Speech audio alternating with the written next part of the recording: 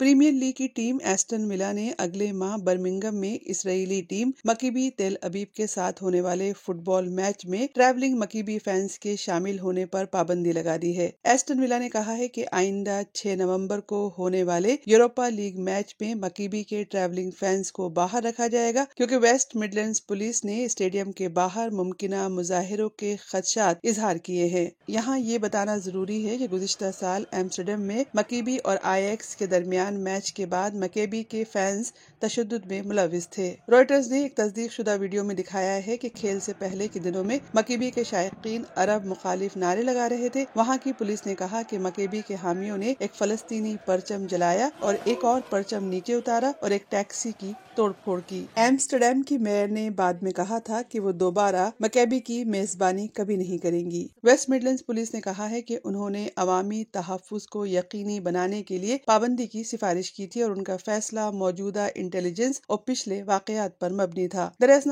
برطانوی وزیر اعظم سر care Starmer نے کہا ہے کہ اسرائیلی ٹیم کے شائقین پر پابندی نہیں لگنی چاہیے۔ انہوں نے ایکس پر جو پوسٹ کی ہے اس میں لکھا ہے کہ پولیس کا کردار یہ یقینی بنانا ہے کہ تمام فٹ بال شائقین کھیل سے لطف اندوز ہو سکیں۔ برطانیہ بھر کے قانون سازوں نے بھی اس پابندی کی مذمت کی ہے۔ ریجنل پولیس کمشنر جو پولیس کی نگرانی کے لیے منتخب ہوتے ہیں اور علاقے کے میئر نے فوری طور پر اس فیصلے پر نظر ثانی کا مطالبہ کیا ہے۔